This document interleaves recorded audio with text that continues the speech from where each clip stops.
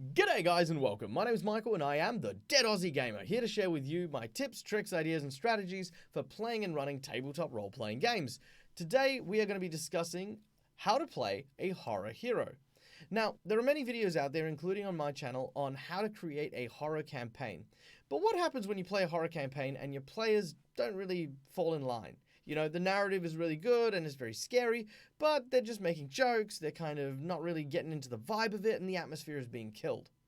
Well, half of the time this is because designing a horror-based hero is a completely different beast to designing a hero for an adventure game. So we're going to be discussing that today. What players should be doing and what players should be designing as they create a horror hero. Rule number 1. Do not make a hero.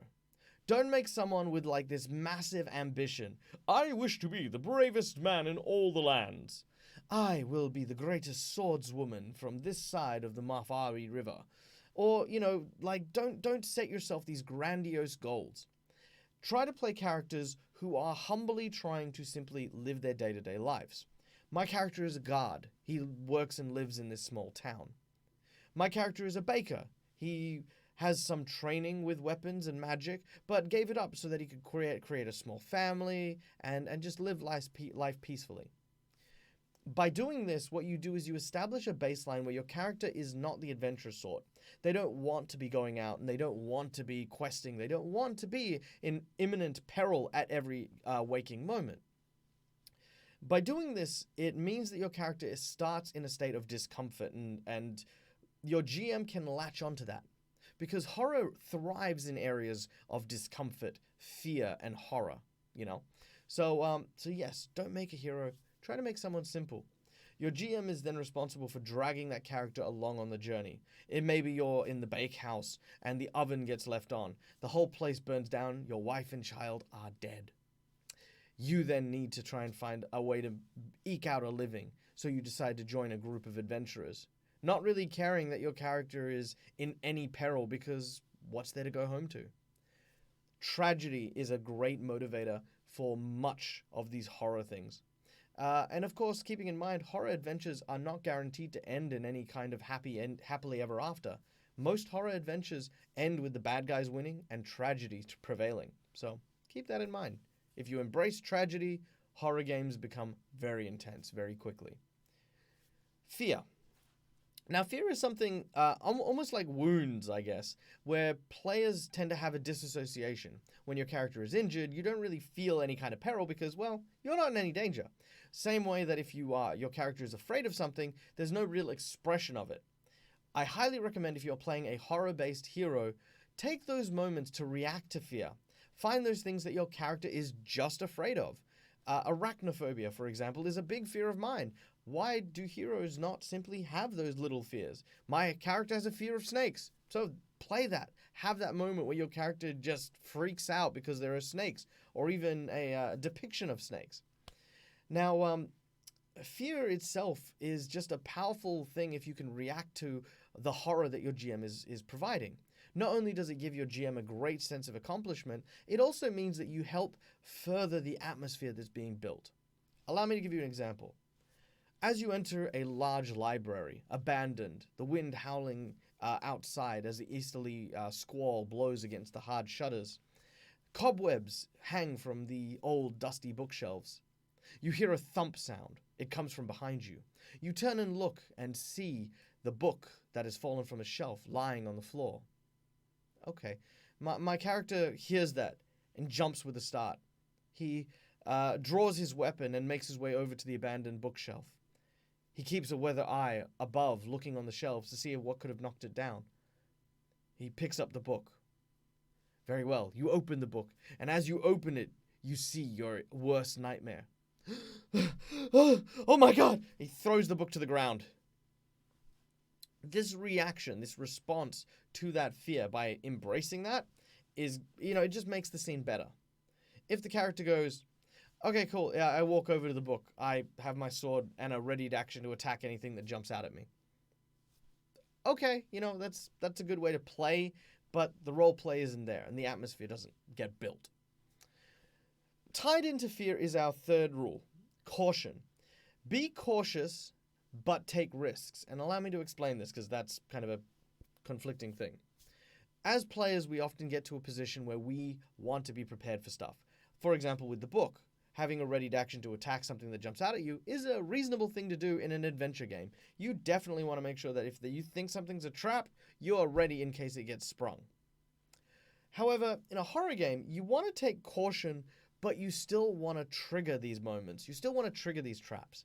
Because, well, as mentioned, horror is it best happens when it springs. For an example, I was playing in a game with a guy from How to Be a Great Game Master.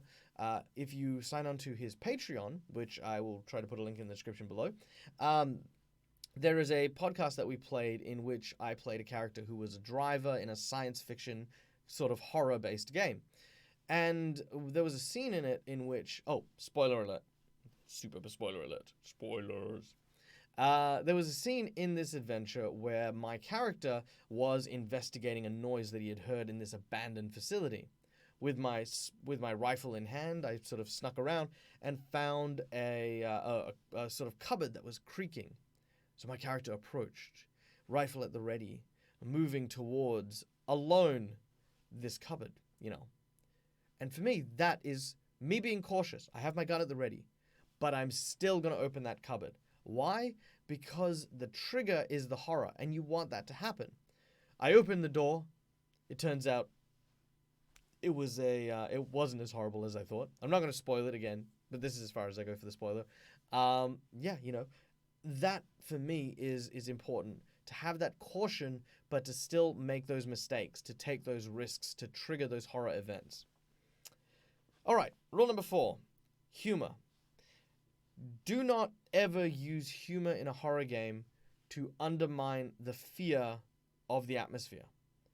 You can play a humorous character. Say you want to play an Irish dude. Sure, fantastic. But as you play the game, the jaded nature of your character should slowly become revealed.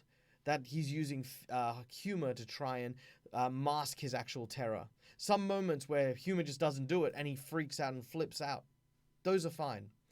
But if you as a player just constantly make jokes about the monsters, you constantly undermine the fear, it's a great way to diffuse horror and diffuse fear. But if you do that during the game all the time, what you end up doing is you turn the game into just your standard adventure game. If you're just making fun of the NPCs, if a ghost shows up and it's got pale skin and turning around and saying, "Oh, didn't get enough sunlight today, love," that's, it doesn't breed, I suppose, the right atmosphere you want to be experiencing for a horror game. There's that. Lastly, confrontation. Do not approach every confrontation as one in which you will win. Sorry, one moment. Parched. Don't approach every situation as if you are to be the victor. Don't walk up to someone and say, "I am here to slay you, vampire mistress, and I will defeat you, and I will kill you, and history will prevail." If you are confronting something horrifying, treat it with that. Have a semblance of weakness about your character. By doing so, you emphasize the horror of the scenario, you make everything seem more difficult, and inevitably when you conquer it, don't start bragging. Take that moment to, have that relief that you've overcome something. This, again, creates a very tense and very fearful atmosphere, one that your GM's going to love, one that you, if you are a fan of horror like I am, you're going to really start getting into. Now, this is a addendum to all of the things I've said. These design elements are for a horror hero in a horror game. That is to say that you've all agreed to play a game with a very mature theme that is, in its essence, of the genre of horror. Not a adventure game with horror themes in it, which is a whole different thing. In which case, if you're playing that kind of game, don't worry about things like the humor, don't worry about things like the caution, but the fear, confrontation, the no heroes thing, still good advice for that. If you're playing in a very intense game where you want to play like Call of Cthulhu or, those sessions where everything is all about life being hard, difficult, and full of sadness, then these 5 tips are going to be fantastic for you. Thank you so much, guys, for listening. I hope you enjoyed this video. If you want to go check me out on other stuff, please check me out in the description below. And until next time, guys, as always, game hard or die trying. Bye!